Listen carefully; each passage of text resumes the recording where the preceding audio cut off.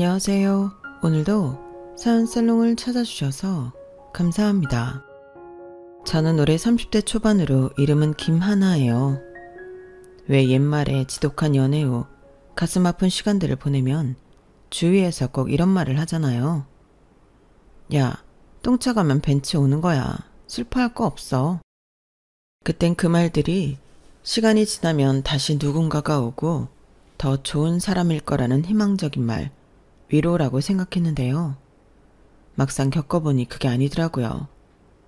회사에서 신입보다 경력직을 뽑는 이유라고 할까요? 한번 고된 시련을 겪고 나니 사람 보는 눈이 생기고 예전과 다른 시선으로 사람을 바라보니 똥차인지 벤츠인지 구분하게 될 줄 아는 거죠. 그래서 연애도 많이 해본 사람이 결혼도 잘한다는데 괜히 있는 말이 아니구나 싶었다니깐요. 물론 이제는 웃는 거야 라는 엄정화님의 어느 노래 가사처럼 웃는 일만 생기길 바라는 마음으로 새 출발선에 섰는데요. 거기까지 제 발목을 잡고 늘어질 줄 몰랐기에 진짜 똥차도 이런 똥차가 없다 싶었네요. 저만 알기 아까운 이야기 시작할게요. 저는 원래부터 좀 독립적인 성향이었어요. 순종적인 오빠와 다르게 아빠한테 맞으면서까지 아닌 건 아니라고 말하는 성격이라 지금 생각해보면 부모님 속도 많이 썩였던 것 같아요. 미련하게 맞고 있지 말고 아빠가 화나서 말하면 네 해라고 말 좀 해. 왜? 안 할 건데? 안 해도 한다고 하면 그 순간 넘길 수 있잖아. 너 때문에 아주 집안 분위기가 살얼음판 같는 기분이야. 이렇게 말하면 제가 뭐 대단한 걸 안 한다고 하셨다고 오해하실 것 같은데 지금 생각해보면 기억도 안 나는 되게 사소한 것들이었던 것 같아요. 그래도 부모님, 아니 아빠 입장에선 기초 습관이나 그런 것들이 제대로 잡혔으면 좋겠으니 저에게 요구하셨겠죠. 그런데 그게 꼭 합당한 건 아니었던 기억이 어렴풋이 남아요. 제 딴엔 안 하고 싶었던 거죠. 그래서 안 한다고 말하면 아빠는 언성을 높이다가 결국 매를 드셨는데 그런 모습이 계속되니 엄마가 늘 저를 이해하지 못하겠다는 투로 말씀하셨어요. 알았다고 답하면 그때 넘어가겠지. 그런데 그 다음에 또 물으면 그때도 알았다고 대답만 해? 난 아예 할 생각이 없는데? 하지만 아빠 생각만큼 제 생각도 완강했죠. 지금 생각해보면 무슨 독립투사도 아니고 뭘 그렇게 우겼는지 모르겠어요. 어찌 보면 아빠나 저나 똑같은 성품으로 서로 별거 아닌 거에 자존심 싸움했던 게 아닐까 생각하고 지금은 사소한 것도 아빠가 원하시는 대로 해드리고 있지만요. 여하튼 그런 제 성격과 반대로 오빠는 순종적이었어요. 아빠나 엄마가 말하면 네 하는 성격으로 해드리고 마는 게 오히려 더 속 시원하고 잔소리 덜 듣는다고 생각한 케이스죠. 지금은 나이 먹고 둘 다 어느 정도 중화돼서 오빠도 하고 싶은 말은 하고 저도 참는 부분들이 늘어나서 부모님이 클 때 그랬으면 얼마나 좋았을까 하고 아쉬워하기도 한답니다. 그렇게 아빠와 투닥거리는 일들이 많았어도 아빠는 항상 제 편이셨어요. 아빠는 할아버지 산소에 가시는 걸 좋아하셨는데 그때마다 저도 아빠를 따라 시골을 자주 내려갔죠. 그게 저에겐 여행이나 다름없었으니까요. 이번 주말에 시골 가는데 갈 거지? 이번 주? 나 친구랑 약속 있는데? 중요한 거야? 중요한 거 아니면 미루고 같이 가면 안 돼? 왜? 둘이 오붓하게 데이트하면 되지. 너 안 가면 네 아빠 휴게소 안 들린단 말이야. 성인이 된 후에도 저는 계속 부모님을 따라 시골을 다녔는데 그땐 엄마가 원하시기도 했어요. 지금 생각해보면 아빠도 정말 대단하신 게 거의 30분마다 마주하는 휴게소를 저는 다 들리는 걸 좋아했고 아빠는 단 한 번도 싫다, 안 된다, 이번엔 가지 말자라는 말씀을 안 하셨거든요. 매 휴게소마다 들러서 음료수 사 먹고 맥반석 오징어나 버터 감자구이 같은 간식들을 먹다 보면 먼 길도 금세 가는 느낌이었어요. 하지만 돌이켜보면 아빠는 3시간이면 갈 거리 휴게소를 다 들리고 가니 1시간이나 1시간 반이 더 추가되었지만 말이에요. 여하튼 그러다 보니 저는 뒤끝이 없는 편이었어요. 물론 부모 자식이라는 특수한 상황도 있었겠지만 그 순간 의견이 달라 화를 내며 싸울 순 있어도 그 외의 성격이 맞다면 서로 잘 지내는 게 당연하다고 느꼈으니까요. 참고로 오빠는 어땠냐고 물어보실 것 같은데 그렇게 순종적이던 오빠는 사춘기 무렵부터 시골을 따라가지 않았고 부모님도 굳이 같이 가자는 말씀을 안 하셔서 성인이 된 이후에도 맛집 찾아다니거나 부모님과 시간을 보낸 건 오히려 저였네요. 그래서 싸우더라도 어떻게든 지지고 볶는 게 나쁜 게 아니라고 생각하는 편이고요. 이런 이야기를 하는 이유는 그렇게 남편을 만났기 때문이에요. 대학교 졸업할 무렵 고등학교 남자 동창생의 고등학교 동창과 사귀게 되었는데 그 사람과 헤어진 후 참 많이 힘들었어요.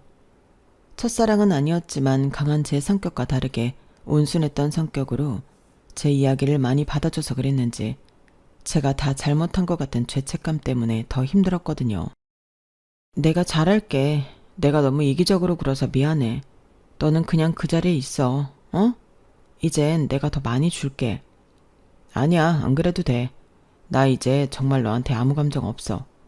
다 주고 나니까 오히려 마음이 더 편한 것 같아.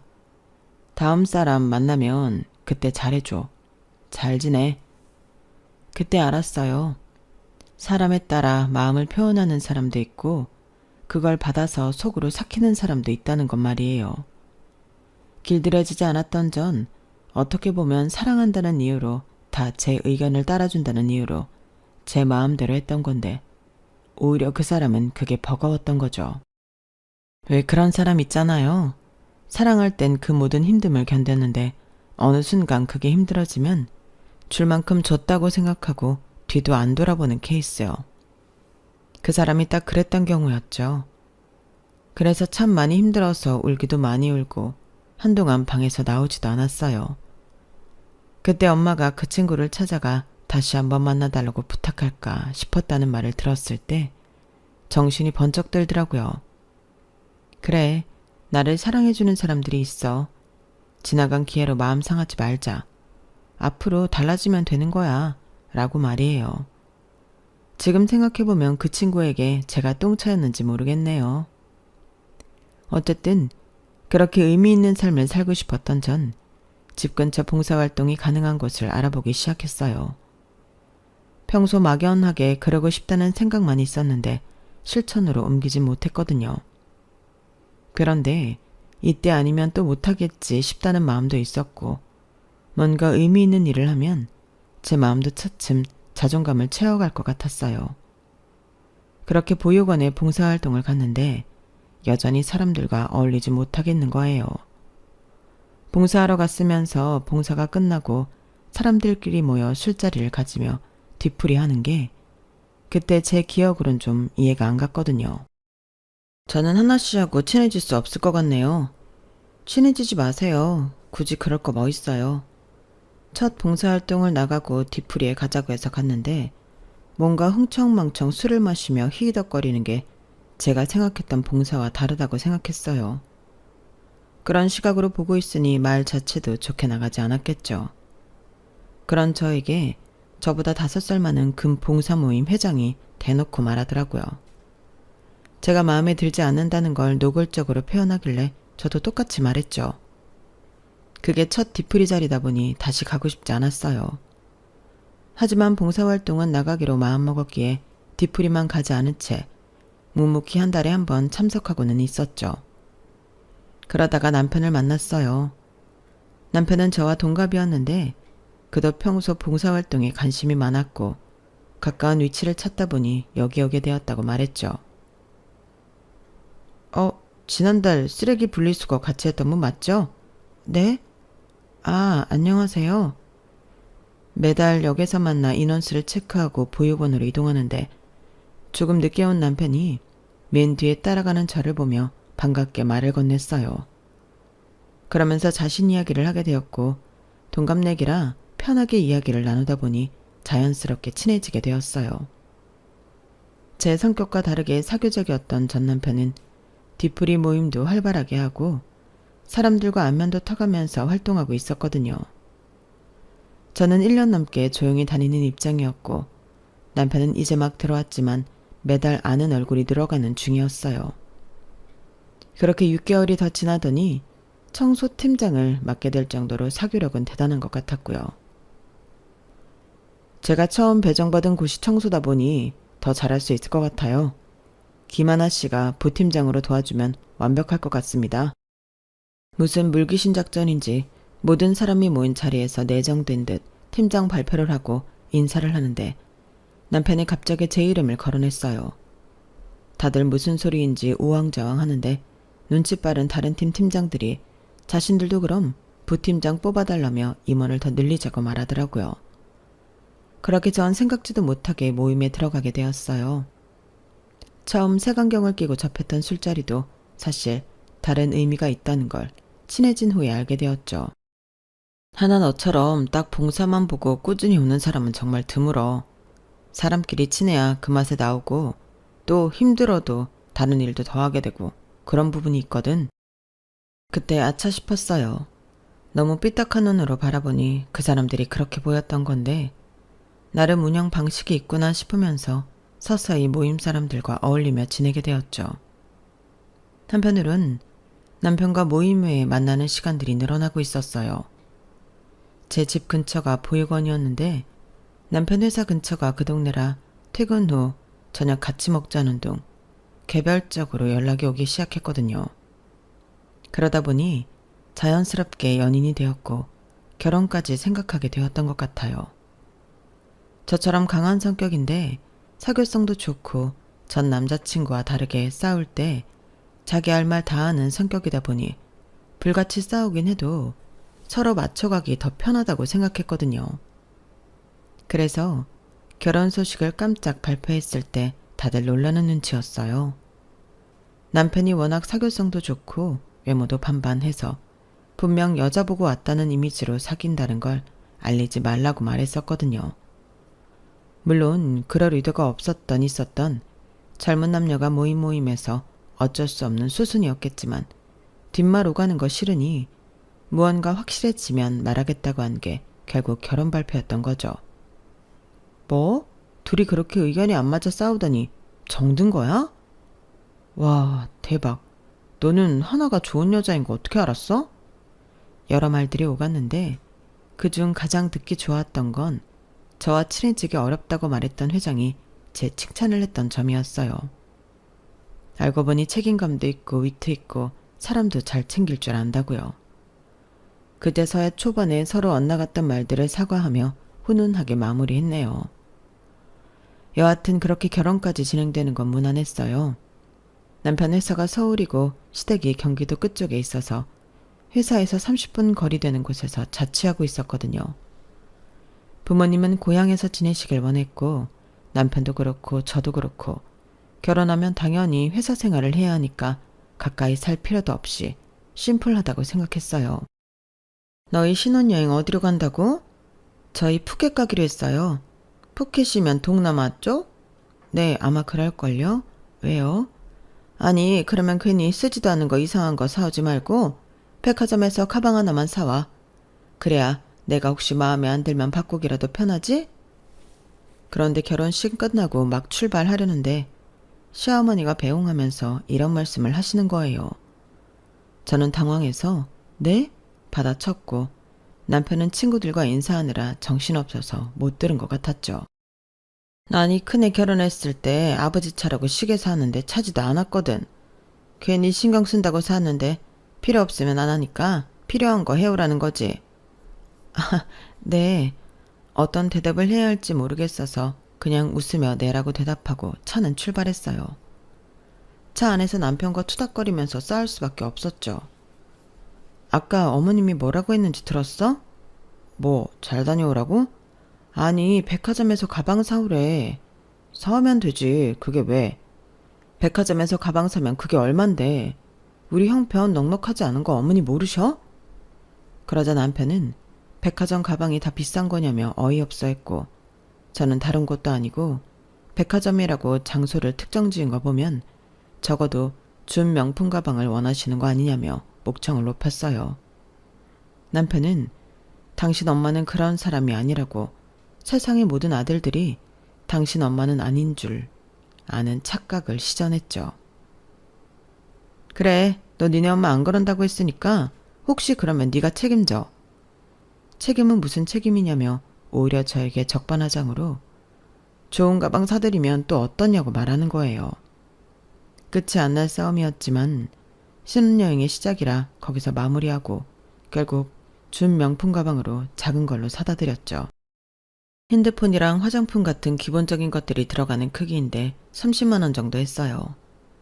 사실 저는 명품의 명자도 별로 안 좋아하고 특히 가방은 작아도 드는 걸 귀찮아해서 선호하지 않거든요.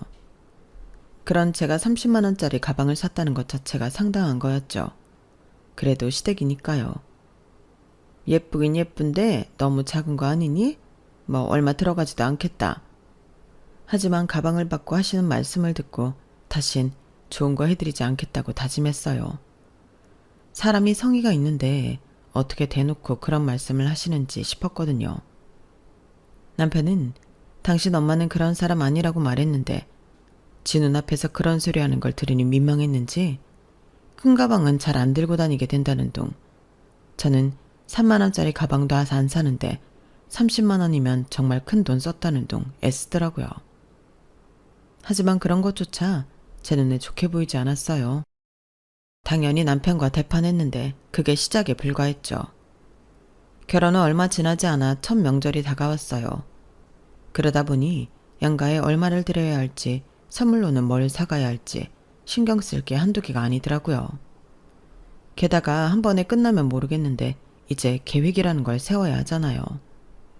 아이도 낳아야 하고 전세자금도 갚고 이자도 있고 결혼하면서 둘 다 보험을 싹 다 정리했는데 거기에 대한 식용이나 식비, 공과금 등등 생각보다 나가야 할 것들이 많았어요. 그동안 둘 다 부모님과 지냈기에 온전히 가계부를 작성하고 계획한다는 건 생각보다 어려웠죠. 그래도 양가의 명절이니까 20만 원씩 드리고 국이나 과일 같은 걸 사가자고 말했어요. 회사에서도 명절이라고 상여금이 조금 더 나오니까 서운하지 않게 챙겨드리자고요. 그렇게 기분 좋게 첫 명절을 보내고 집에 왔는데 얼마 지나지 않아 시어머니가 남편에게 전화를 걸었더라고요. 잘 도착했는지 궁금해서 전화했겠거니 생각하고 저는 화장실로 들어갔어요. 그리고 화장실에서 나왔는데 남편이 시무룩한 듯 기분이 좋지 않은 듯 낮은 목소리로 말문을 열었어요. 이제 명절에 30만 원씩 드리자. 왜? 어머니가 돈이 부족하셨대? 과일 한 상자 사다 드렸잖아. 그 과일도 거진 10만 원인데. 아니, 엄마가 왜 혼자 할 때보다 더 적냐고 힘드냐고 그러는데 그런 소리 듣고 싶지 않아. 이게 무슨 시츄에이션인지 도무지 감이 오지 않았어요. 둘이 벌면 명절 때 더 줘야 한다는 법이라도 있는 건지 묻고 싶더라고요. 게다가 똑같이 20만 원 준 친정에서는 결혼하고 나갈 곳 많은데 뭐 이렇게 많이 줬냐며 안 받겠다는 거 시댁에도 드렸으니 당당하게 받으라고 억지로 떠넘기듯 주고 왔거든요. 어머니 우리 전세자금 빌린 거 몰라? 둘이 버는데 왜 더 적게 주냐고? 나가는 돈이 더 많아서 그런 거지. 당연한 거 아니야. 우리는 애 안 낳아? 평생 뭐 버는 대로 양가 용돈 드리고 손만 쪽쪽 빨아? 무슨 말 같지도 않은 소리래. 그래서 어떻게 되었냐고요? 그날은 진짜 한 치의 양보도 없이 서로 이해 못하고 엄청 싸웠어요.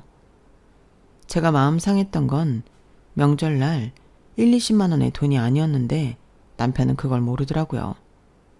솔직히 부모에게 돈 아껴서 뭐 하겠어요. 1, 20이야 외식 안 하고 부지런히 집밥 먹어도 충분히 드릴 수 있는 돈이잖아요. 그런데 그걸 어떻게 받아내느냐가 중요하다고 생각했죠. 마치 맡겨놓은 돈 달라는 듯 말하는 건 아니라고 생각했으니까요. 하지만 남편은 못난 자식 이미지라고 느끼는 것 같았어요. 충분히 드릴 수 있는 돈인데 그것도 못 드리면 부모님 자존심이 상한다고요. 그게 왜 부모님 자존심이야?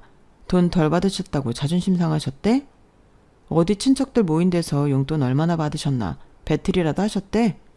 무슨 말을 그렇게 해? 너 지금 우리 부모님 욕하는 거야? 아니 그렇잖아. 지난번 신혼여행 때 가방도 그렇고 나는 백화점에서 사오라고 하시길래 그래도 패백할 때 돈 많이 넣으신 줄 알았거든. 그런데 얼마 넣었는지 너도 알잖아. 10만 원 넣으셨어. 말이 돼? 도무지 이해가 안 되더라고요. 당신 엄마는 그런 사람 아니라고 말할 때 그런 사람인 줄 알면 미리 귀뜸이라도 달라고 말까지 했었는데 또 이렇게 무방비 상태로 당하고 말았으니까요. 그런데 이게 다가 아니었어요. 허니문 베이비로 아이가 들어섰는데 제가 입덧이 심해 일을 못하겠더라고요. 그래서 진짜 초반 한 달은 누워서 지냈고 안정기에 접어들어서는 그나마 좀 움직일 수 있었는데 원래 먹던 양의 반도 못 먹으니까 아이가 불안정한 상태를 보인다고 의사가 일을 그만두라고 권했어요. 아무래도 먹는 양 대비 많이 움직이고 일적인 스트레스까지 더해지니 아이도 뱃속에서 힘들어하는 것 같더라고요. 그래서 남편과 상의 끝에 일을 그만두기로 했어요. 육아휴직을 미리 쓰고 회사에서 배려해줘서 권고사직으로 처리하면 월급의 70%까지 6개월 받을 수 있으니까 그래도 출산할 때까지 생활비는 걱정 없이 사용할 수 있겠더라고요. 원래 계획은 신혼 1년 지내고 임신하면서 신혼도 만끽하고 육아 자금도 모으자는 건데 현실은 생각처럼 쉽게 따라와주지 않았죠. 그래도 찾아온 천사로 행복하게 지냈는데 시어머니는 아닌 것 같았어요. 그럼 알바라도 해야 하는 거 아니야? 네? 이제 5개월 되었으니 완전히 안정기 아니야. 산모가 가만히 있으면 애만 크고 엄마는 엄마대로 살쪄서 나중에 오히려 살 빼기 더 힘들어. 놀면 뭐해? 움직이면서 돈도 조금 벌면 좋은 거지. 대놓고 저에게 말씀하시는데 당황스러웠어요. 남편과 상의해서 내린 결정이고 아이가 3살쯤 말을 하기 전까진 알뜰살뜰 모아서 지내자는데 합의했거든요. 워낙 어린집 사고도 많고 아이를 키우는데 돈도 많이 들지만 그 모든 욕심을 내려놓으면 한창 아이가 예쁘게 커갈 시기에 엄마가 옆에 있어줄 수 있으니까요. 물론 남편은 맞벌이를 원했지만 적어도 3년은 옆에서 있고 싶다고 제가 말했어요. 제가 그렇게 컸으니까요. 어디 맡기면 큰일이라도 날 듯 식당을 하더라도 옆에 작은 방에 있는 곳을 구하셔서 옆에서 보면서 자랐기에 제 정서에는 제가 알바를 낮에 잠깐 하더라도 아이는 제가 봐야 했거든요. 그랬기에 나름 계획도 있었고 생각 없이 노는 것도 아니었는데 안정기에 접어들었다고 대뜸 알바라도 하라는 시어머니 말이 서운하게 들리더라고요. 저 퇴직금도 있고 육아휴직 수당도 있고 그거 끝나도 실업급여도 받아요. 그냥 놀고 먹는 건 아니에요. 저 나름대로 걱정하시는 만큼 아니라고 말하고 싶었는데 그런 건 상관없는 듯 시어머니가 그게 몇 개월이나 받는 거냐 얼마나 주냐 따지고 드셨어요. 솔직히 전 불쾌했죠. 제가 이상한지 모르겠는데 그렇다고 도와주실 것도 아니고 당신 아들 벌이 뻔히 아시면서 명품 가방 원하시고 명절날 돈 더 원하시는 분이니 결국 용돈 못 받을까 걱정하시나 싶으셨거든요. 그래서 지지 않고 남편이랑 상의해서 결정하겠다고 마무리 지었어요. 제 나름대로 더 이상 상관하지 마시라고 이제 결혼해서 분가했으니 온전한 가정으로 받아들여 달라는 무언의 압력 같은 거였죠. 그리고 그날 저녁 시댁에서 자고 오게 되어서 작은 방에서 자고 있는데 한밤중 거실에서 남편과 시어머니 목소리가 들리더라고요. 그래서 하나는 얼마 버는데 너는 월급 아직도 그대로야? 오르지 않았어? 나중에 연봉 1억 되면 말해줄게. 에휴, 그래서 아들은 다 필요 없다는 거야. 하나는 지 엄마한테 이런저런 이야기 할 텐데 안 해. 성격 알잖아. 오히려 말도 꺼내지 못하게 하는 걸. 네가 몰라서 그래. 딸하고 엄만 달라. 그나저나 하나 저렇게 놀게 할 거야? 뭐라도 해야 네가 덜 힘들지. 그 이야기를 듣는데 숨이 턱 막히는 것 같았어요. 낮에 남편이 회사에서 오기로 하고 제가 먼저 왔을 때 시어머니가 일하라고 압박을 줬기에 카톡을 한바탕 했거든요. 시어머니가 돈 이야기 꺼내면서 과한 관심 보이는 거 싫다고 돈에 관해 말하거든 입 다물라고요. 그래서 나름 남편이 잘 대처했다고 생각했는데 뛰는 놈 위에 나는 놈 있다고 시어머니가 더했던 거죠. 갑자기 숨을 못 쉬게 답답해지더니 배가 아픈 거예요. 배를 움켜쥐며 남편을 불렀는데 배가 끊어질 듯 아프면서 피가 비쳐졌고 그렇게 첫 아이를 허무하게 떠나보냈어요. 워낙 약했던, 아니 크고 작은 시모의 압박 등을 못 견디고 결국 하늘나라로 가버렸던 거죠. 틈 나는 대로 이것저것 요구하는 게 당연했던 시댁. 당신이 필요한 건 받아내야 직성이 풀리고 나는 놀면 안 되는 그런 분위기. 결국 전 못 견디고 이혼까지 하게 되었어요. 이혼도 당연히 쉽지 않았죠. 하지만 결국 남편은 시모를 들질 정도로 독한 사람이 아니었고 저는 그런 남편을 받아줄 정도로 사랑하지 않는다는 걸 알았어요. 결국 저의 첫 결혼식은 그렇게 끝이 나버렸죠. 마음도 몸도 지칠 대로 지쳤던 전 정말 1년 이상을 아무것도 안 하고 지냈던 것 같아요. 허무하게 떠나보낸 뱃속의 아이, 얼굴도 모르는 아이 생각에 죄책감도 들었고 시모만 아니었으면 괜찮았을까? 우리 사이 문제없이 결혼생활 유지했을까 싶었으니까요. 그런 저를 다시 어둠에서 꺼내준 건 저를 못마땅하게 생각했던 봉사활동의 회장 오빠였어요. 저의 모든 스토리를 알고 있으면서도 저를 감싸주던 유일한 사람이었죠. 뭐해? 봉사 안 나올래? 오랜만에 연락해서 그런 말을 들었을 땐 사실 이 사람이 미쳤나, 염장지르나 싶었어요. 다른 사람들과 다 엮여 있는데 제가 그곳에 다시 나갈 정도로 철면피는 아니었으니까요. 그런데 그 뒷말이 계속 제 귀에 머물더라고요. 네가 나왔으면 해서 내가 다른 봉사 모임 만들었어. 다른 보육원 익숙하게 일 잘하는 사람이 필요한데 도와줄래? 제 모든 상황을 알면서도 조심스러운 사람, 처음으로 배려라는 걸 느꼈어요. 그렇게 고민 끝에 저는 또다시 봉사활동에 나가게 되었어요. 물론 그 전에도 결혼하고 꾸준히 했었기에 남편 모르게 평일에 꾸준히 아끼던 아이와 소통은 하고 있었지만 사람들과 어울리는 곳은 없었거든요. 사람으로 아픈 상처는 사람으로 잊는다는 말처럼 다시 사람들과 어울려 웃고 즐기면서 제가 살아있다는 걸 느끼고 싶었던 전 그렇게 다시 새로운 모임에서 봉사하며 제 자존감을 다시 채우고 있었어요. 그리고 눈치채셨을지 모르겠지만 이 사람이 저를 곁에서 많이 붙들어주면서 저를 다시 일어서게 만들었죠. 나랑 다시 시작해보는 건 어때? 평생 혼자 살 거 아니라면. 농담을 뭐 그렇게 진지하게 깜빡 속을 뻔. 평소에도 실없는 농담으로 저를 웃게 만들었던 사람이라 이번에도 농담이라고 생각했는데 갑자기 얼굴에서 웃음기가 사라지면서 무릎을 꿇고 저에게 프로포즈를 하는 거예요. 사실 나 너 오래전부터 지켜봤어. 너처럼 좋은 사람 왜 못 알아보고 사견금 끼고 대했을까? 내가 처음에 너에게 다정하게 대했다면 어쩜 네가 돌고 돌아 나에게 오는 게 아니라 처음부터 우린 아픔 없이 행복하진 않았을까? 자책도 많이 했어. 이젠 너 놓치고 싶지 않아. 그 말 한마디에 그동안 주마등처럼 알게 모르게 제 주위를 맴돌았던 오빠의 모습들이 그려졌어요. 묵묵히 거리를 지키면서 항상 제 주위에 있던 사람. 축하한다고 말하면서 눈가는 왠지 슬펐던 이유들이 하나둘 퍼즐 맞춰지는 듯 했죠. 하지만 쉽게 수락할 수 없었어요.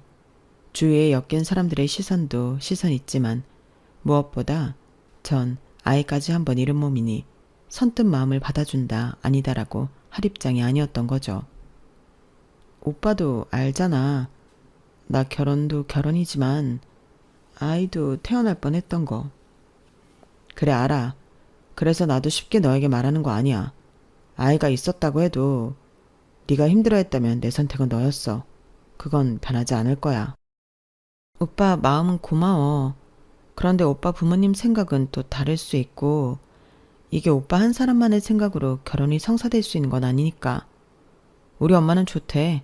그런 걱정이라면 안 해도 돼. 저는 그 말에 놀랄 수밖에 없었어요. 이미 오빠 어머님이 저를 아신다니 믿기도 어려웠지만 그만큼 진심인가 싶었거든요. 저보다 나이가 있으니 집에서 결혼하라고 성화였고 마음에 드는 여자가 있었는데 결혼해서 결혼 생각이 없다고도 말했었대요. 그래서 집에선 반포기 상태였는데 제가 유산하고 이혼하면서 상황이 달라졌던 거죠. 물론 오빠도 처음에 저랑 잘해볼 생각은 아니었대요. 주위에 엮인 사람들이 많으니까요.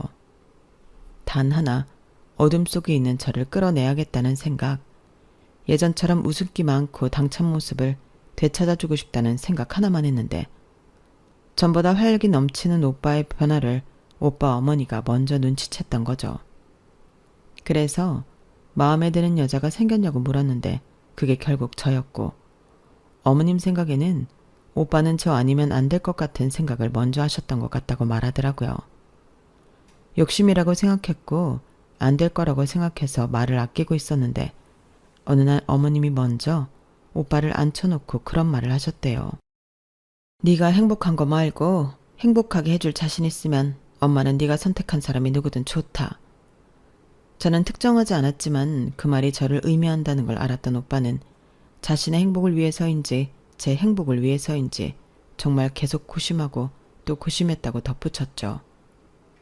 그 결과 우리 둘이 행복해지길 원한다면서 진심을 내비쳤고 서두르지 말고 제 속도대로 왔으면 좋겠다고 말했어요.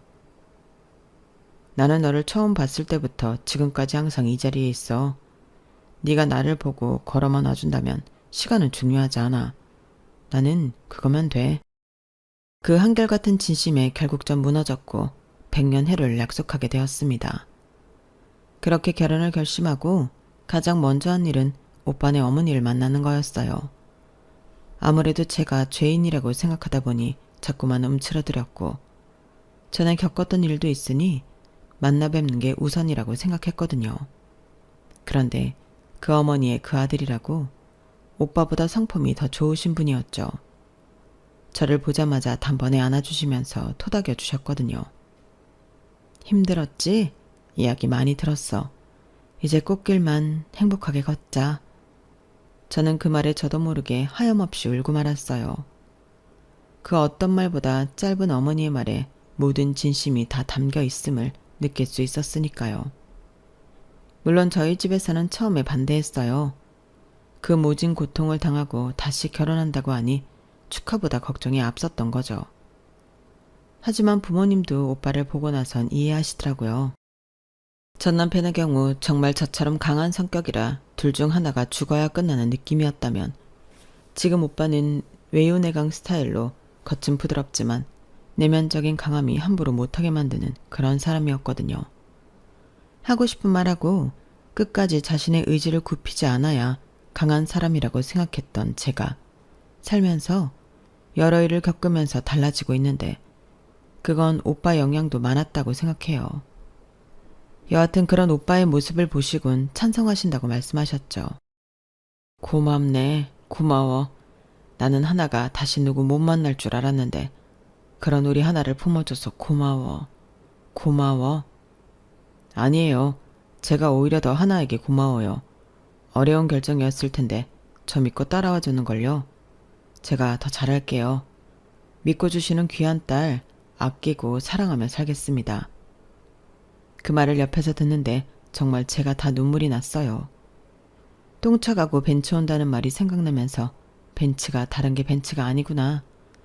내 사람 사랑해주고 존중해주고 내 사람 귀한 만큼 내 부모에게 잘하는 사람, 그리고 그렇게 올바르게 자식을 키워내는 가정이 있는 사람.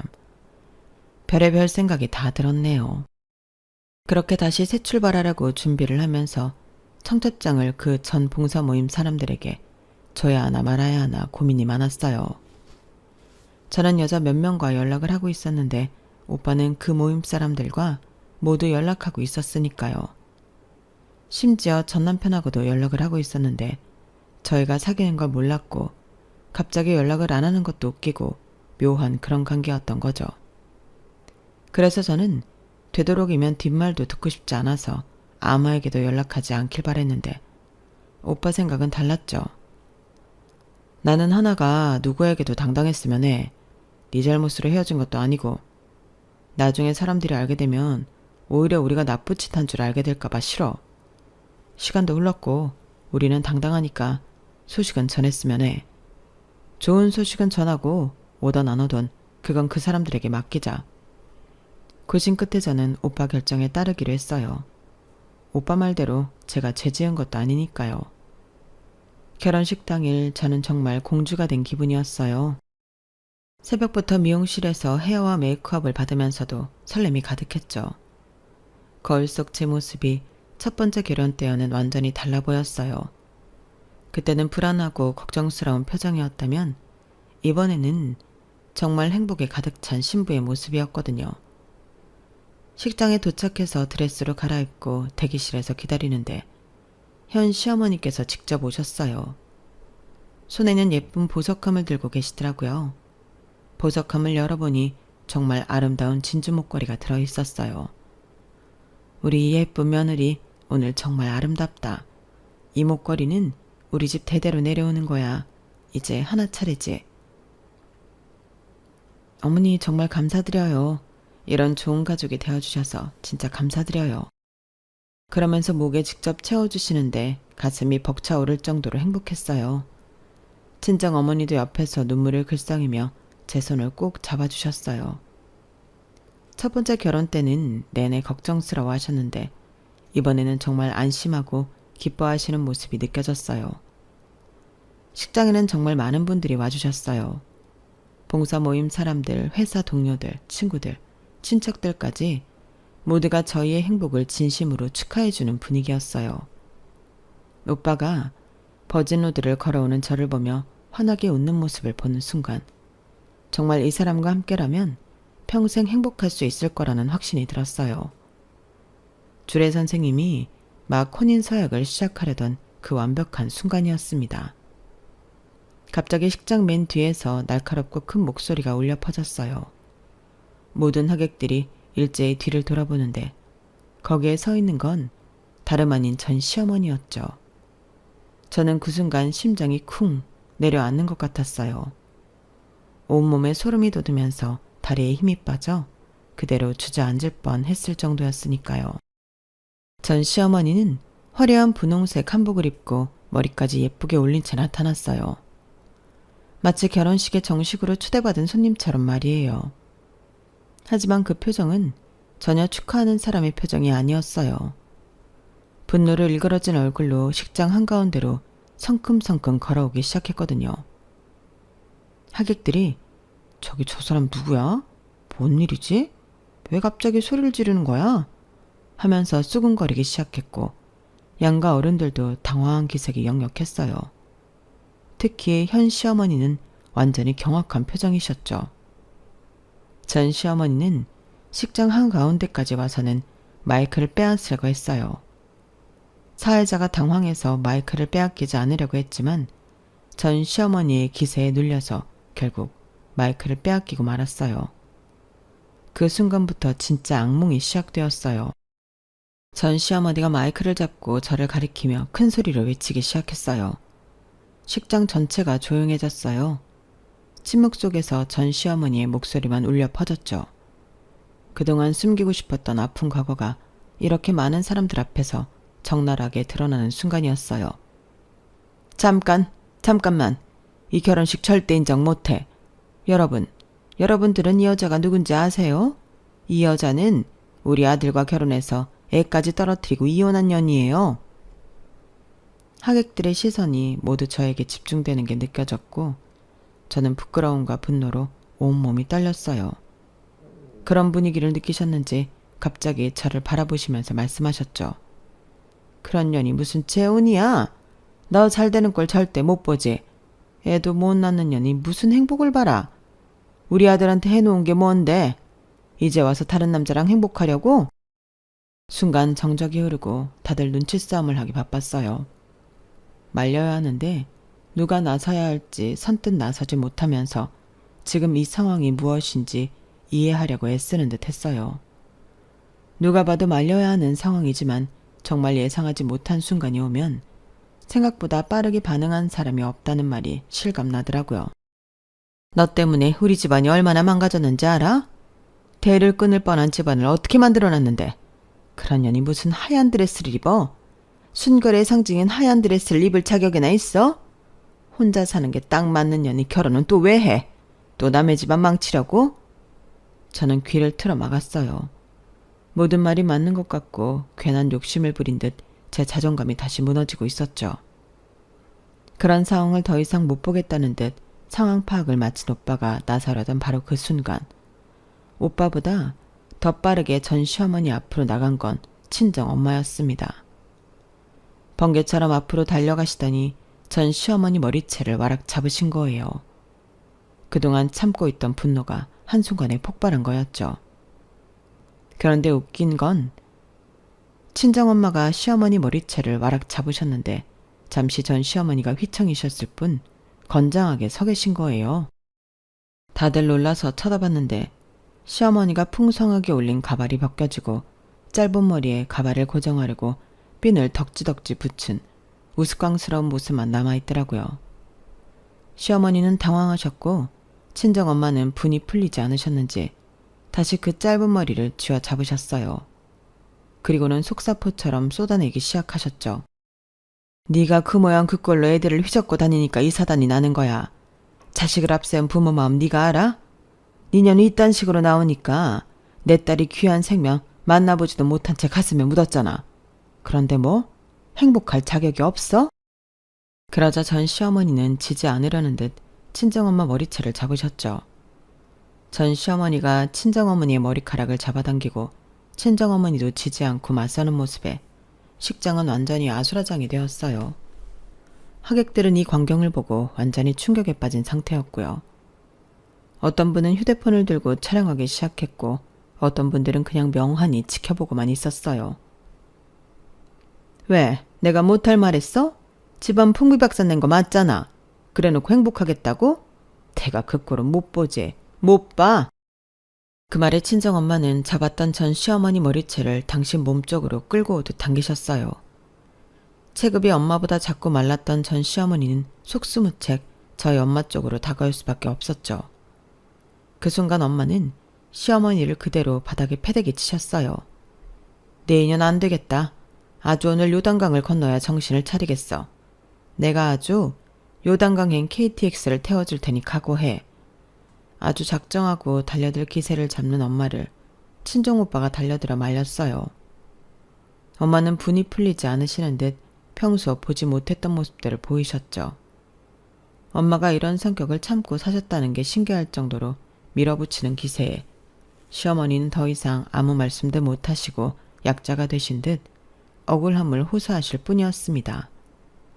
사태가 걷잡을 수 없이 커지자 누군가 경찰에 신고한 듯 멀리서 사이렌 소리가 들려오기 시작하더니 이내 경찰이 도착했고 결국 전 시어머니는 경찰서로 연행되었어요. 너희들 절대 행복 못해. 내가 절대 가만 안 둬. 끌려가면서도 계속 소리를 질러댔죠. 식장은 완전히 엉망이 되었지만 그 순간 저는 오히려 후련한 기분이 들었어요. 드디어 모든 게 끝났구나 싶었거든요. 그리고 체념한 채 결혼식을 마무리해야겠다고 생각했는데 신기하게도 하객들의 반응은 제가 예상했던 것과는 완전히 달랐어요. 어머, 전 시어머니 완전 미친 거 아니야? 내 말이 완전 쌍또라이. 저러니 손주도 잡아먹고 아들 인생도 잡아먹은 거지. 신부 착해 보이는데 정말 안 됐다. 모든 분들이 저를 위로해 주시더라고요. 현 시어머니께서는 오히려 저를 더 꼭 안아주시면서 말씀하셨어요. 우리 며느리가 얼마나 힘들었을까? 이제 정말 우리 딸이야. 앞으로는 내가 다 지켜줄게. 그 후 전 시어머니는 완전히 매장당했어요. SNS에 올라간 영상들 때문에 미친 시어머니로 주변 지인들이나 친척들까지 다 알게 되었거든요. 전 남편도 사실을 알고 화를 냈지만 이미 벌어진 일 어떻게 하겠어요. 거의 의절까지 갔는데 전 시어머니는 여전히 제 탓을 하며 당신이 잘못한 건 없다고 하신다면서 저에게 미안하다는 문자가 왔어요. 당신 엄마가 세상 그 못된 시어머니보다 더 할 줄 몰랐다고요. 자신은 다신 결혼도 못하고 여자 곁에도 안 갈 거라며 힘들게 해서 미안하다는데 기분이 참 묘했어요. 하지만 길게 생각하지 않으려고요. 헤어진 인생이고 이제 각자의 삶이니 제가 어떻게 할 소관이 아니잖아요. 친정엄마가 아빠랑 싸우지 않았던 건 그냥 아빠를 사랑해서였다는 걸 그날 이후 알았어요. 엄마가 화내면 기죽어 있는 모습이 왠지 안쓰러워서 그동안 내버려 두셨던 거더라고요. 완전 여장부였다는 걸 그날 처음 알았고 결국 제가 아빠에게 지지 않고 싸우며 투쟁했던 것도 아빠가 아닌 엄마를 닮았기 때문이었던 거죠. 그렇게 저는 다시 결혼하고 행복한 가정에서 사랑받고 마음 편히 생활하고 있어요. 양가 어머니들이 서로 존중하는 모습을 보여주셔서 오빠와 저도 서로 배려하며 진짜 어른이 되어야겠다고 매번 다짐하고요. 똥차 가면 벤처 온다는데 그건 상대방이 좋은 사람이라는 것도 있지만 나 역시 더 좋은 사람이 되어야 한다는 것도 이번 기회에 배웠어요.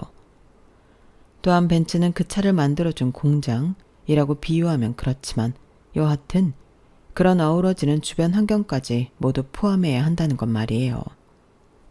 이렇게 제 이야기를 전하는 건 얼마 전 임신이라는 걸 확인했기 때문이에요. 전과 다르게 입덧이 심하지 않은데도 마음은 여전히 불안하죠. 또다시 그런 일이 반복되면 어떡하지? 환경이 달라지고 마음이 편한데도 자꾸 걱정되는 부분은 엄마라는 책임감 때문일 거라 짐작하지만 잘 모르겠어요. 그래서 많은 사람들의 격려로 용기 내고 싶어서 이렇게 사연을 보내요. 제 잘못 아니었다고, 이젠 튼튼한 아기와 함께 행복한 가정을 꾸리면 된다고 응원의 말씀 부탁드려요. 항상 건강하시고 행복한 하루 되세요. 여러분, 사연 댓글에 응원과 현명한 조언 부탁드려요. 좋아요와 구독은 저에게 큰 힘이 됩니다. 오늘도 좋은 일 가득하세요.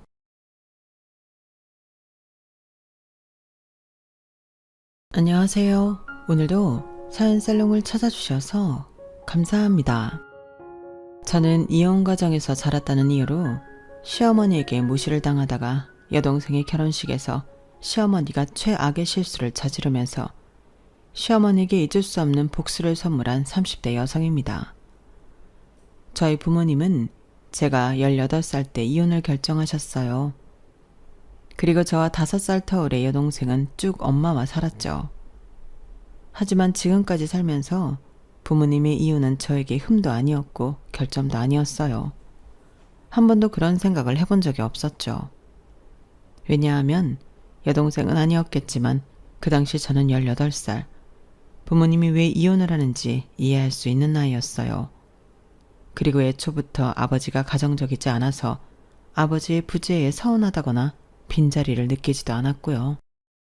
제 지인들은 대부분 제 가정사를 다 알았어요. 제가 떠벌리고 다니진 않았지만 물어보면 숨기지도 않았으니까요. 그런데 결혼이 제 발목을 잡았어요. 결혼은 흔히 가족과 가족의 만남이라고 하잖아요. 시댁에서 저희 가족을 비정상적이라고 생각했죠. 특히 시어머니의 무시가 심했어요. 홀어머니 밑에서 자란 저를 안쓰럽게 여기면서 저희 부모님을 무책임한 어른이라고 말했죠. 대놓고 욕을 한 적도 있고요. 저는 무려 4년을 참고 살았어요. 그러다 여동생의 결혼식에서 시어머니가 역대급 실수를 했어요. 저는 너무 화가 났지만 동시에 지금이 시댁을 날려버릴 수 있는 기회라는 생각이 들어서 복수를 준비했죠. 저는 이혼은 절대 안 된다던 시댁에 이혼을 선물했어요. 남편과 이혼을 했거든요. 그리고 다른 복수도 했는데 지금부터 들어보실래요?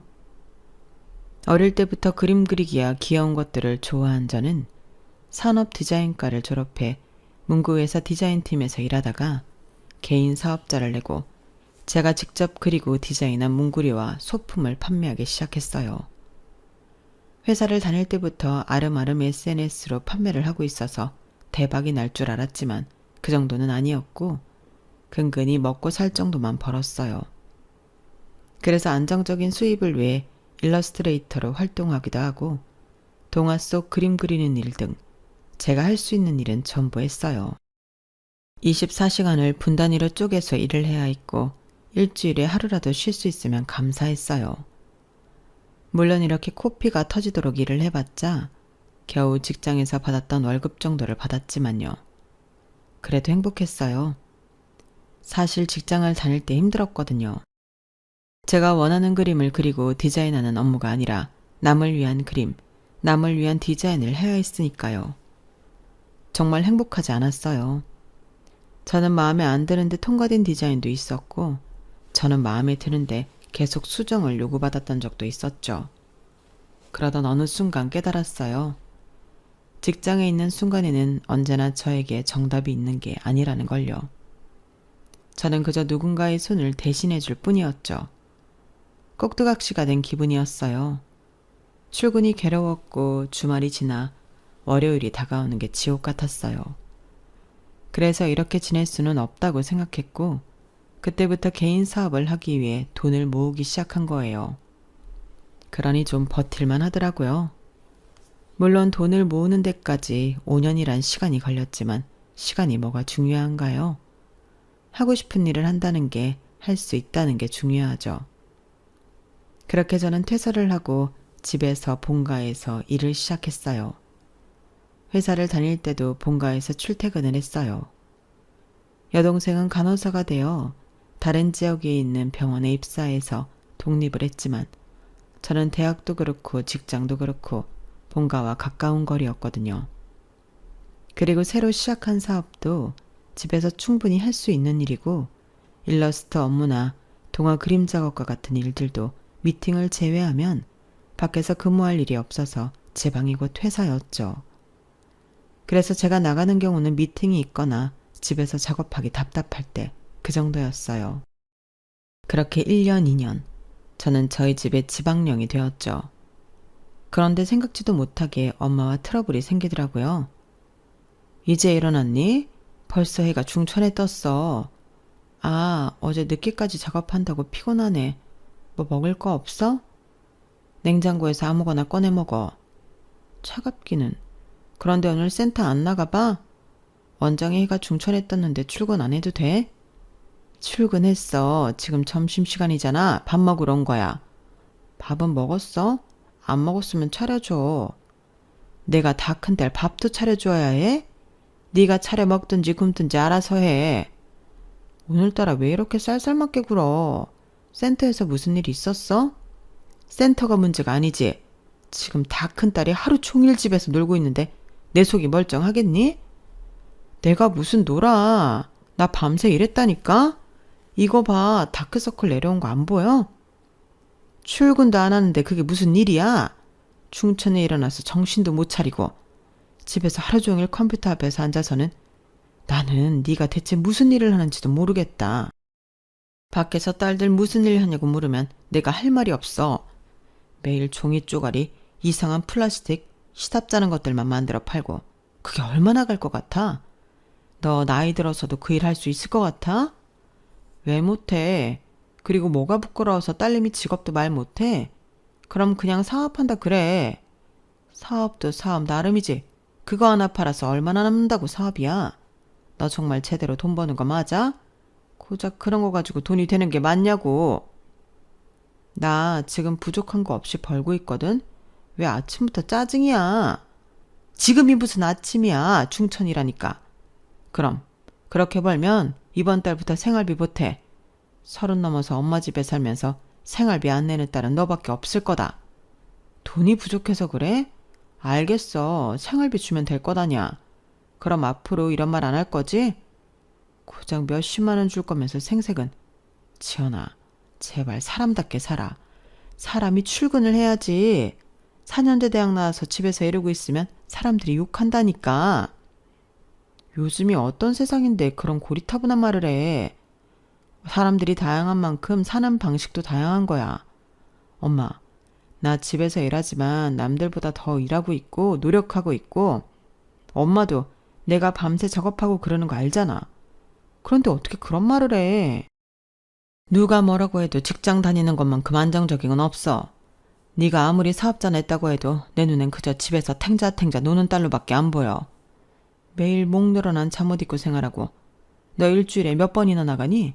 한 번도 안 나갈 때도 많잖아. 내 직장이 지금 여기니까 그렇지. 그렇게 생각하면 난 하루 종일 직장에 있는 거니까 내가 더 대단하고 대견한 거 아니야? 난 퇴근도 없다고. 크니까 퇴근이 있는 삶을 살라고. 지금이라도 안 늦었어. 직장 구해. 그러면 엄마도 다시는 이런 말 안 할게. 난 내 그림을 그리고 싶다니까? 회사 들어가면 내 그림이 아니라 나는 꼭두각시처럼 그려달라는 대로 그리는 수밖에 없어. 엄마는 내가 4년제 대학 나와서 남의 생각이나 그리는 사람이 되었으면 좋겠어? 그리고 애초에 그렇게 돈 버는 게 불행하다니까. 세상이 어떻게 순탄하기만 하니? 다들 그렇게 산다. 너 지금처럼 살면 결혼도 못해. 누가 너처럼 집에서 탱자탱자 일하는 여자랑 결혼하겠니? 아니면 대단한 그림을 그리든지 전시회를 열거나 고작 그런 메모지 달력 같은 거라 만들지 말고. 엄마, 자꾸 내가 하는 일 비난하는데 그럴 거면 나갈게요. 엄마가 그렇게 생각한다는데 내가 나가야지. 그럼 됐지? 어디로 가려고? 너 친구도 없잖아. 그러니까 그런데도 엄마가 자꾸 그런 이야기하면 난 나갈 수밖에 없지. 그리고 집 나간다고 하면 받아줄 친구는 있어. 그렇게 저는 집을 나왔고 친한 친구 집에서 얹혀 살게 되었어요. 월세의 반을 부담했지만 제 공간은 친구가 잘 쓰지 않는 테이블 정도였어요. 침대도 싱글이어서 저는 바닥에서 잤죠. 저는 그렇게 몇 달만 지내다 제 집을 구할 생각이었어요. 그런데 결혼을 하게 되었어요. 친구의 집에서 머문 지 한 달 정도 되었을 때 친구가 저녁을 먹으러 나가자고 했어요. 그런데 나가기 전에 자기 옷을 막 입혀보는 거예요. 뭐 하는 거야? 이런 걸 왜 입어? 고급 오마카세 집 간다니까 분위기는 맞춰야지. 그래서 저는 처음으로 명품 옷을 입고 밥을 먹으러 갔어요. 오마카세 가게에 들어가니 남자 2명이 있더라고요. 저는 그냥 손님이구나 했는데 친구가 그 사람들에게 손을 흔들었어요. 누구야? 요즘 내가 꼬시는 남자야. 그러니까 누구? 저기 셔츠 입은 남자. 그 옆에는 내 직장 후배고 둘이 친구야. 친구는 그렇게 말하더니 호호 웃으며 자리에 앉았어요. 남자들이 밖에 앉고 저와 친구가 안에 앉았죠. 저는 당연히 친구의 회사 사람 옆에 앉았어요. 안녕하세요. 저는 희정 선배랑 같은 회사에 다니는 연구원 지연석입니다. 저는 지연인데 추지연이에요. 이름이 비슷하네요. 반갑습니다. 저희 2사람은 간단히 인사를 했고 그 뒤로 저는 친구가 원망스러웠죠. 친구는 요즘 꼬신다는 남자에게 아주 푹 빠져 저에게 완전히 등을 돌리고 있더군요. 게다가 오마카세 음식은 왜 이렇게 감질맛 나게 주는지 먹는 데에 집중할 수도 없었어요. 저는 옆자리에 앉은 남자가 신경 쓰였죠. 그리고 어느새 식사는 디저트까지 다다랐어요. 이거 드시고 어디 가세요? 아까 선배가 술 한잔 하자고 하던데. 아, 그래요? 저는 집으로 가려고요. 작업이 좀 남아서. 그러고 보니 그림 그리신다고 들었어요. 희정 선배가 가지고 있는 메모지며 볼펜이며 그런 거 다 만드신 거라고. 아, 별거 아니에요. 뭐 그게 제 직업이긴 하지만요. 직접 다 디자인한 것들이죠? 별거 아닌 게 아니던데요. 들어보니까 그런 것들로 사업하신다면서요. 직접 디자인하고 만들고 판매까지. 대단하세요. 만드는 거야 공장에서 만드는 건데요. 필요하면 몇 개 드릴까요? 에이, 사이트 알려주세요. 제가 사서 쓸게요. 안 그래도 희정 선배한테 가지고 있는 거 달라고 했더니 절대 안 주더라고요. 자기 거에 손대지 말라고. 잘 됐네요. 제가 직접 사서 써야겠어요. 이런 걸 좋아하세요? 좋아한다고 하기엔 크게 관심을 두지 않았죠. 이런 게 있는 줄도 몰랐어요. 솔직히 저 가성비 엄청 따지거든요. 그런데 희정 선배한테 물어보니 일상을 다채롭게 한다고 하더라고요. 요새 제가 일 때문에 좀 지쳐서. 이렇게라도 해보려는 거죠. 그런 거라면 드릴게요. 그렇게 도움이 되면 저도 좋죠. 아닙니다. 힘들게 만드셨을 때 제가 사서 써야죠. 택배비 아깝잖아요. 그럼 혹시 오늘 주실 수 있나요? 제가 살게요. 택배비 아까우니까. 술 마시러 간다고. 지금 저 앞에 봐요. 저희는 안중에도 없어요. 둘이 가라고 하고 제가 모셔다 드릴게요. 그렇게 저희는 2사람을 보내고 남자의 차를 타고 친구의 집으로 갔어요. 친구의 집으로 가는 길도 이야기가 끊이질 않았어요. 식당에서보다 더 자연스럽게 이야기를 했죠. 그리고 친구의 집에 도착한 저는 차에서 내려 남자에게 어울리는 것을 이것저것 챙겨 예쁘게 포장한 뒤에 남자에게 주었어요. 이렇게까지 바란 건 아니었는데 정말 소소한 것들을 귀하게 여기시네요. 그냥 드릴 수는 없으니까요. 그리고 이번엔 선물로 드릴게요. 다음엔 꼭 사서 쓰세요. 그럴 순 없죠. 괜찮아요. 그럼 지금 시간 되세요? 남자는 조심스럽게 물었고 저는 시간을 봤어요. 아직 1시간 정도는 여유가 있을 것 같았죠. 1시간 정도는 괜찮은데 왜요? 답례하려고요.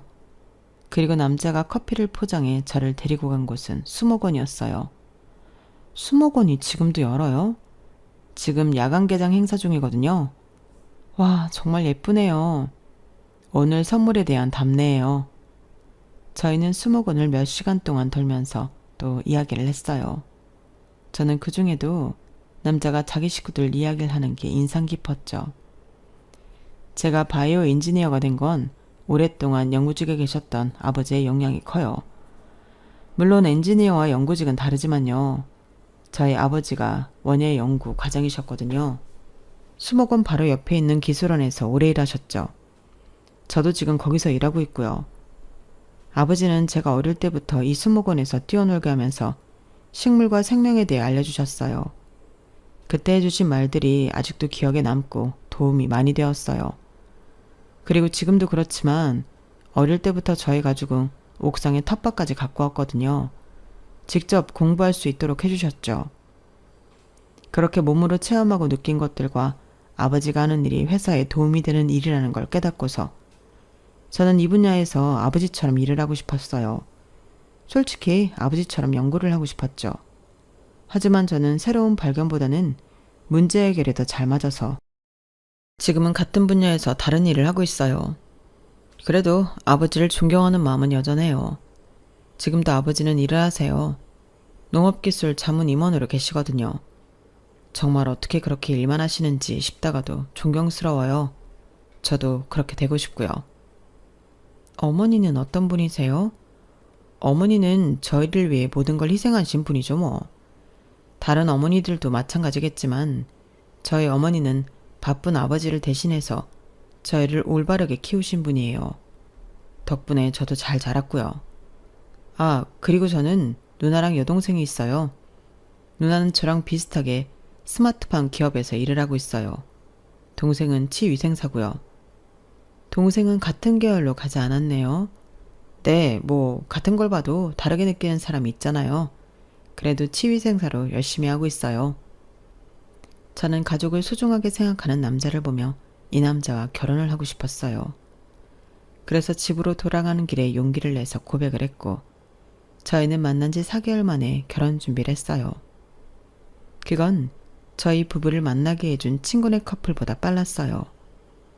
저희가 결혼을 약속했을 때 친구네 커플은 이제 막 사귀기 시작했거든요. 하지만 그걸 염두하지 않아도 다들 너무 이르게 결정한 것 아니냐며 저를 말렸어요. 하지만 저에겐 확신이 있었죠. 가족을 소중히 하는 이 남자와 같이 살면 더없이 행복한 가정을 이룰 것 같았어요. 그리고 한 가지 더 있었어요. 제가 혼자 결혼을 결심하고 남편에게 제 가정사를 털어놓았는데요. 그때 남편은 잠자코 제 이야기를 듣더니 이렇게 말했어요. 우리 식구들과 가족이 되면 지금보다 더 행복할 거야. 물론 지금 자기 식구들이 불행하다는 건 아니지만 나는 우리 식구들의 분위기가 더없이 좋다고 생각하거든. 그리고 내가 가정을 만든다면 꼭 우리 가족처럼 지내고 싶었고 분명히 행복할 거야. 내가 그렇게 만들어줄게. 저는 남편의 그 말이 너무 믿음직했어요. 그래서 저희는 부부가 되기 위해 준비했죠. 그런데 예상과 달랐어요. 연애를 할 때만 해도 저를 좋아하고 살갑게 대해주던 시부모님이 결혼을 하기 위해 제 가정사를 말씀드리자 굳은 얼굴을 했어요. 어찌나 분위기가 삭막했는지 저는 설마 결혼을 반대하는 건가 생각이 들 정도였어요. 그리고 시부모님이 그런 반응을 할 줄은 남편도 몰랐던 모양이에요. 당황하는 게 눈에 보이더라고요. 하지만 다행히 반대는 하지 않았어요. 상견례 날짜가 다가왔죠. 그런데 상견례에서 어떤 일이 있었는지 아세요? 글쎄 시어머니가 대놓고 저희 엄마를 무시하더라고요. 이혼을 하셨다고 들었습니다. 아, 네. 어떤 이유 때문에 이혼했는지 여쭤봐도 될까요? 귀책 사유가 누구한테 있는지 궁금해서요. 당사자들은 어떨지 몰라도 결혼이라는 게 한 식구가 되는 일인데 알아야 할 것 같네요. 귀책 사유요? 그런 거 없습니다. 저희는 그냥 합의하에 조용히 이혼했습니다. 그러니까 이유가 있을 것 아닙니까? 애초에 결혼을 한 데도 이유가 있을 거잖아요. 딸 상견례 자리에서 이런 이야기를 하게 될 줄은 몰랐는데 남편하고는 어른들의 중매로 만났고 결혼은 이미 약속되어 있었습니다. 그래서 처음부터 남편하고는 잘 맞지 않았어요. 다투고 회복하고 다투고 회복하길 반복했죠. 이혼 이야기는 진작 나왔습니다. 언젠간 헤어질 거라고 생각했어요. 하지만 일단 아이들 때문에 버틴 거죠. 그리고 첫애가 이혼을 해야 할 나이가 되었을 때 그때가 되어서 이혼 절차를 밟았습니다. 저희가 이혼 가정이기 때문에 부족해 보이는 거 다 압니다. 하지만 저희 세 식구 다른 가족들처럼 단란하게 살아왔습니다. 더구나 우리 지연이. 그럼 왜 상견례는 오지 않았나요? 피차 서로 합의하에 헤어졌는데 왜 오지 않았죠? 그래도 첫 아이 상견례인데? 이혼하고 따로 연락하는 사이는 아닙니다. 결혼식에도 참석하지 않을 거예요. 그 점은 사돈어른께서 양해를 해주세요. 대체 뭘 어떻게 잘못하셨길래 딸 상견례는 물론이고 결혼식에도 안 온답니까? 이건 사부인만 무시하는 게 아니라 저희 식구들도 무시하는 겁니다. 설마 재혼하셨어요? 그게 재혼하셨군요. 그건 저희 식구들과는 무관한 일이에요. 이미 헤어진 사이입니다. 정말 집안이 참 어지럽네요. 새아가야, 나는 왜 너한테 이복 동생들이 있다는 걸 얘기하지 않았니? 네가 말하기에도 부끄러워 그랬니? 아버지 일은 아버지 일 뿐이에요. 엄마 말대로 저희 식구들과는 관련 없어요. 귀책 사유가 누구한테 있는지 말해주지 않아도 알겠네요. 참, 사부인 복 받으셨습니다. 저희 집은 정말 화목하더군요. 그래서 새아가도 우리 집 식구가 되고 싶은 거겠지만요. 마음 같아서는 이 결혼 뜯어 말리고 싶습니다. 이혼이라뇨. 이혼한 홀어머니 밑에서 자란 며느리라뇨. 다들 웃습니다. 저희 집이 뭐가 모자라서 그런 사람을 식구로 들이냐고 욕먹어요. 저는 지금도 상상조차 하기 싫습니다. 새아가 혼자 결혼식 입장하는 것도 누가 대신하는 것도 부모 자리에 한 명만 앉아있는 것도 다 부끄럽고 민망합니다. 하지만 딱 하나만 보고 하는 거예요. 우리 아들이 원하는 사람이니까. 저희 식구들은 화목해서 반대하지 않아요. 늘 지지해주죠. 아무리 며느리가 버젓한 직업이 없어도 아무리 사회엔 행편이 어려워도 저희는 반대하지 않을 거예요. 저희 딸이 버젓한 직업이 없다뇨. 그리고 제 형편을 보셨습니까? 저 두 딸한테 손 벌리지 않고 살고 있어요. 그래 봤자 학습제 아닙니까? 그거 판촉이잖아요. 그리고 따님 하시는 일이 이해가 되세요? 저랑 비슷한 연배시니 똑같이 이해 못할 것 같은데요. 무슨 메모지 같은 거나 팔고 있는데 그게 무슨 직업입니까? 상견례 자리는 저에게 가시방석이었어요. 사실 전에는 시어머니가 제가 하는 일에 대해서도 별다른 말을 안 했거든요. 저렇게 저희 엄마와 같이 생각하는 줄은 몰랐어요. 저는 상견례에서 여기저기 안 아픈 곳이 없었어요.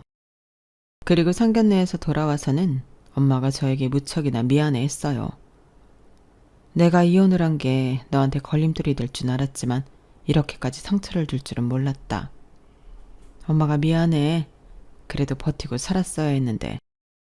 엄마가 뭐가 미안해요. 나도 어머님이 그런 말을 엄마한테까지 할 줄 몰랐는데 내가 더 미안해. 상처 많이 받았지? 뭐? 그럼 언니한테 먼저 그런 말을 했단 말이야? 그걸 듣고 언니 가만히 있었어? 언니 왜 그래? 결혼 그까짓 거 안 하면 되잖아. 그런 말을 듣고 왜 참아? 엄마는 저한테 사과하고 동생은 제 결혼을 말리고 정말 정신이 하나도 없었어요. 하지만 그럼에도 저는 결혼을 진행했어요. 저 혼자 버진로드를 걸었지만 기다리고 있는 남편 덕분에 외롭지 않았어요. 그리고 이제 앞으로 깨가 쏟아지는 신혼생활이 기다리고 있을 줄 알았죠. 하지만 아니었어요. 신혼생활보다는 시댁생활이 더 가까웠죠. 매일 점심에 시어머니는 저희 집으로 찾아왔어요. 그래서 같이 점심을 먹었죠. 어머님 오셨어요? 그래, 오늘은 뭐 먹을까? 집에 국수 있니? 날이 더워서 열무국수가 당기네. 국수는 있는데 열무는 없어요. 열무는 내가 가져왔으니 됐고, 어서 물부터 올리렴. 배고프다. 처음엔 점심만 되면 저희 집을 찾아오는 시어머니를 이해하려고 했어요. 시아버지도 자식들도 다 일을 하니 매번 점심을 혼자 드셨을 테니까요. 그런 와중에 재택근무를 하는 며느리를 만났으니 점심 먹을 동무가 생겨 좋겠죠. 그런데 시어머님은 점심을 먹고 차도 마시고 그 뒤에도 시댁으로 돌아가지 않았어요. 그렇다고 며느리인 제가 시어머니에게 집에 안 가냐고 물을 수도 없고 난감했죠. 시어머니는 저녁 시간이 될 때까지 저희 집에 계셨고 그동안 저희 집을 둘러보거나 제 서재에서 책을 꺼내 읽으셨어요. 재택근무를 하는 저는 그게 무척이나 신경 쓰였어요. 무시하고 일을 할 수 없겠더라고요. 그렇게 제 작업 시간을 날리고 식구들의 퇴근 시간이 되면 시어머니는 시댁에 데려다 달라고 했어요. 하지만 데려다 주기만 하면 되는 건 아니었죠. 같이 저녁 식사를 해야 했어요. 그게 루틴이 되어버렸어요. 저는 원하지 않았는데 말이에요.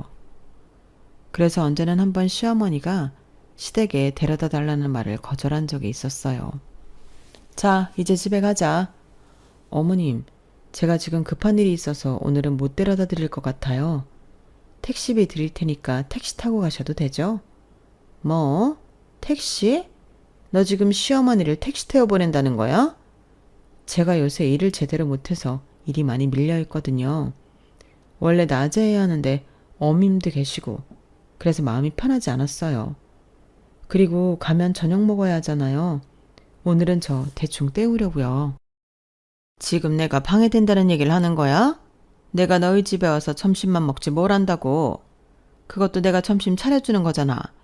너는 고작 설거지만 하면서 지금 내가 불편하다는 거야? 너 정말 웃긴다. 그리고 가족끼리 저녁 먹는 거야 당연하지. 너는 우리를 가족이라고 생각하지 않니? 아니요, 그런 말이 아니라 제가 지금 일이 너무 많아서 오늘 하루만 그러겠다는 소리예요. 이래서 화목한 가정에서 큰애랑 결혼시켜야 한다니까? 네? 네가 이혼 과정에서 자라서 그러는 모양인데 다들 이 정도는 해. 가까이 살고 사이 좋은 가족들은 결혼을 해도 매일 같이 저녁 먹고 그런다고? 이렇게 해야 내가 너네들 아기 낳으면 자연스럽게 봐주고 그러는 거 아니겠어? 애만 딸랑 맡기려고 했니? 그 전에 유대관계라는 게 있어야지. 저희 아직 아이 계획 없어요. 예를 들어 그렇다는 거야. 예를 들어. 그리고 네가 아직 적응이 안 돼서 불편한 모양인데 우리 식구들은 원래 이런 분위기야. 그리고 이런 분위기가 당연한 거고 보통인 거야. 너를 딱 보면 답이 나와. 너 딸로 태어났지만 딸처럼 굴지 않았지? 엄청 무뚝뚝한 딸이지. 우리 딸들 좀 봐라. 얼마나 사근사근하고 애교스럽니? 나는 네가 우리 남편, 네 시아버지한테도 우리 딸처럼 굴었으면 좋겠어. 아버님 하면서. 너는 너무 딱딱해. 그래, 다음 달에 너희 시아버지 생신인 거 알지? 그때 요즘 유행하는 돈 케이크 하나 만들어 와라. 거기에 편지도 쓰고. 알겠지? 그럼 아마 너희 시아버지 엄청 좋아할 거다. 다른 걸 못하겠으면 그런 거라도 해야지. 네가 다 준비해. 우리 아들한테 부탁하지 말고 말하지도 말고 서프라이즈로. 그래서 저는 다음 달 시아버지 생신에 돈 케이크를 준비했어요. 돈 케이크는 직접 만들었어요. 그게 생각보다 비싼데 만들기는 그렇게 까다롭지 않은 것 같더라고요. 그래서 당일 아침에 만들었어요. 그리고 현금 50만 원을 뽑아 꾸미기까지 했죠. 그런데 시누이들이 똑같은 돈 케이크를 준비했더라고요. 그것도 3단짜리로 말이에요. 게다가 시누이들이 먼저 케이크를 시아버지에게 보여주는 바람에 제 케이크는 완전 병품 취급을 당했어요. 아버지, 그래도 지연이가 만든 케이크도 이쁘지 않아요? 아, 직접 만든 거냐? 그래서 모양이 조금 엉성하구나. 그런데 왜 주문하지 않고 만들었니? 요새 일할 시간도 없다더니. 비싸서 그런 거 아니에요? 이거 좀 비싸거든, 아빠. 2산 3단까지 올리려면 얼마나 비싼데요. 아빠 아마 가격 알면 깜짝 놀랄걸? 그렇게 비싼 걸 왜 했어? 이렇게 돈까지 꽂아서. 한 100만 원은 들었겠다. 더 들었을지도 모르죠. 정확한 액수는 비밀. 아무튼 용돈 야무지게 쓰세요. 그래 고맙다. 너희들 덕분에 내가 기운이 나. 내가 너희들 때문에 산다. 그리고 제가 만든 케이크는 누구도 손을 대지 않은 채로 냉장고로 들어갔어요. 먹었는지 버렸는지 그건 모르겠네요. 알고 싶지도 않고요. 그리고 저는 시댁에서 돌아오는 길에 괜히 남편에게 성질을 냈어요. 자기 알고 있었지. 신우이들 나랑 똑같이 돈 케이크 준비한 거 알고 있었지. 아니 나는 몰랐다니까. 나는 찬조하래서 찬조만 했어. 나 요새 프로젝트 때문에 바쁜 거 알잖아. 내 케이크 완전히 무시당하는 거 봤지? 지금 생각해도 얼굴이 화끈거려. 그래도 정성은 알아봐 주셨을 거야. 그럴 것 같아? 돈 확인하고 그냥 내려놓으시던데? 그거야 누나랑 동생이 더 준비했으니까 그렇겠지. 거긴 둘이 준비했고 나는 혼자 준비했잖아. 그럼 당연히 차이가 나지. 에이 너무 신경 쓰지 마. 그래도 고마워하셨을 거야. 솔직히 나 시댁 갈 때마다 시누이들이랑 비교당하는 거 불편해. 시누이들이 사근사근하고 애교스러운 건 알겠는데 나는 그런 사람이 아니라고. 딸이고 며느리라고 꼭 그래야 하는 법이 어딨어. 그래도 사근사근한 며느리면 좋지. 좋은 게 좋은 거라잖아.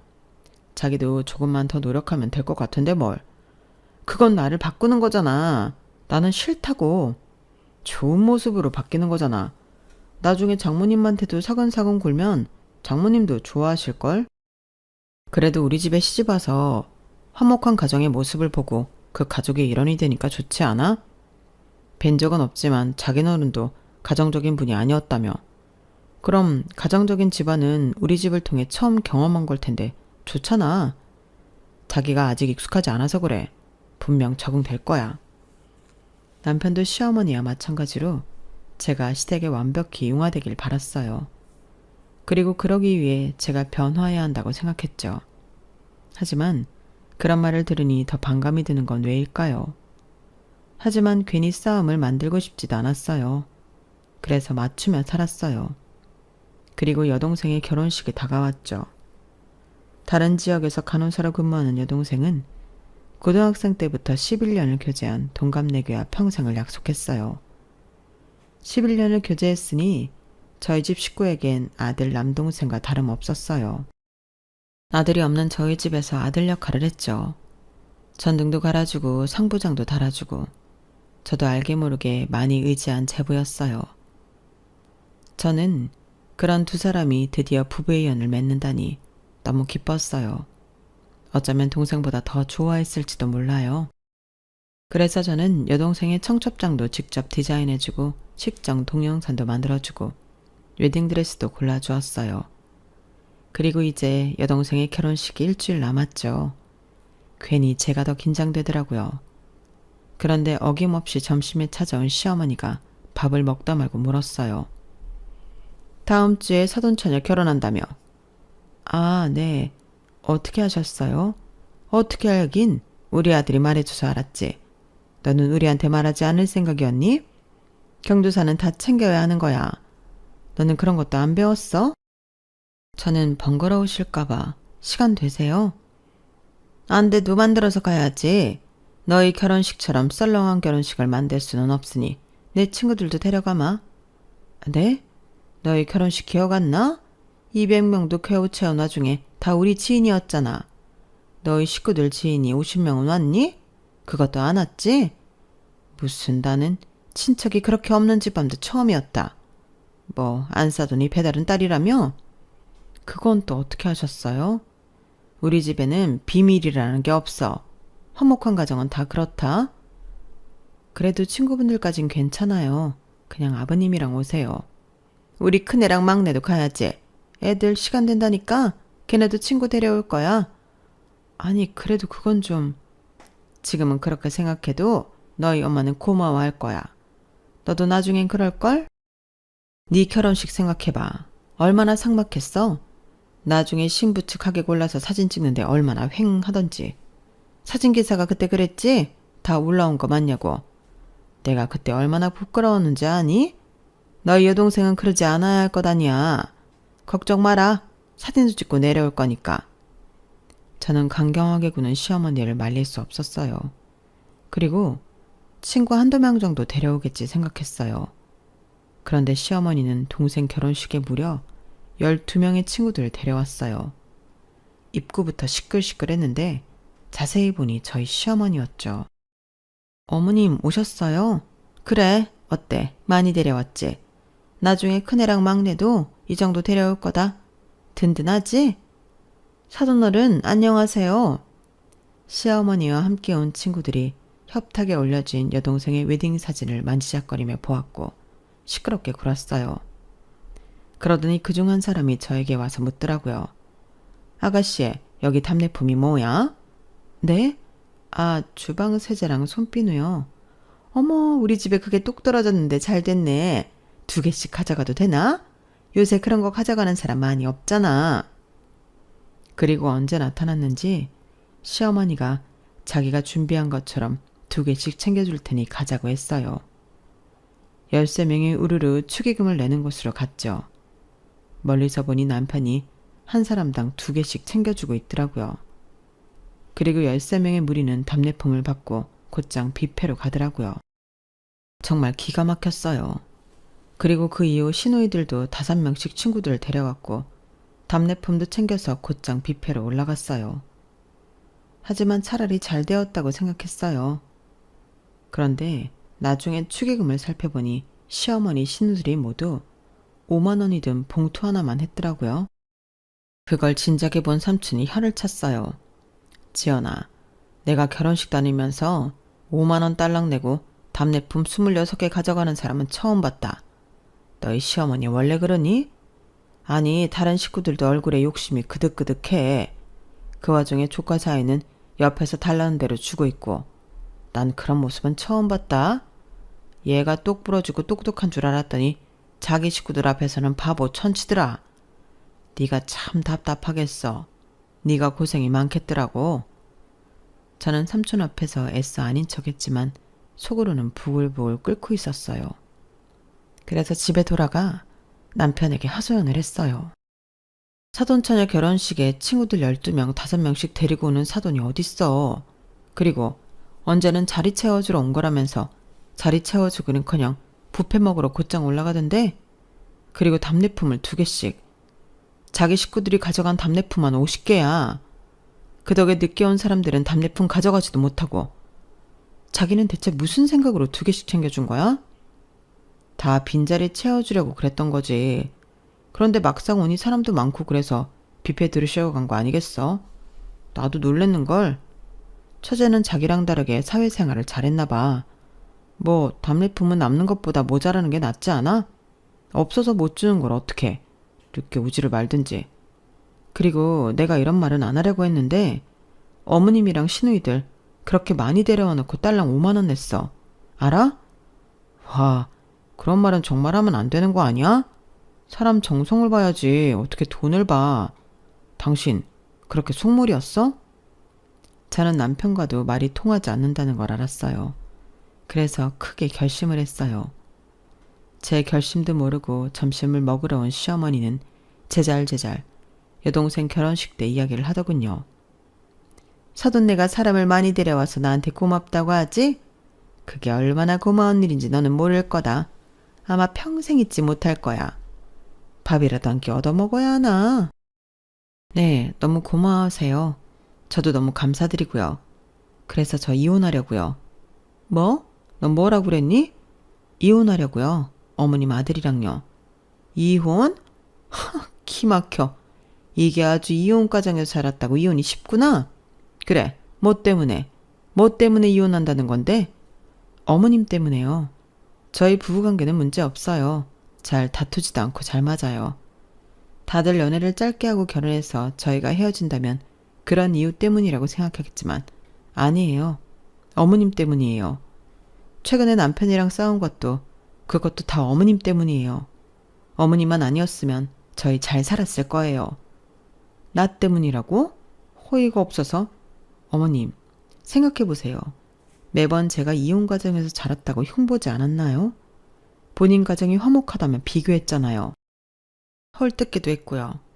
그리고 저 아직도 상견례 때 어머님이 저희 엄마한테 한 모욕들 잊지 않았어요. 제 동생은 그런 집안이랑 결혼하지 말라고 했어요. 우리 집안이 화목하고 너희 집안이 불우한 걸 어쩌니? 당연히 화목한 우리 집에 네가 맞춰야지. 안 그래? 저희 집 아버지는 없었지만 절대 결코 불우하지 않았어요. 지금도 마찬가지고요. 어머님 말처럼 제가 딸치고 사근사근하진 않지만 우직하게 집안을 버티고 있어요. 어떻게 보면 제가 장남 노릇을 하고 있는 거죠. 그게 잘못됐나요? 아니잖아요. 그래도 딸이 사근사근한 맛이 있어야지.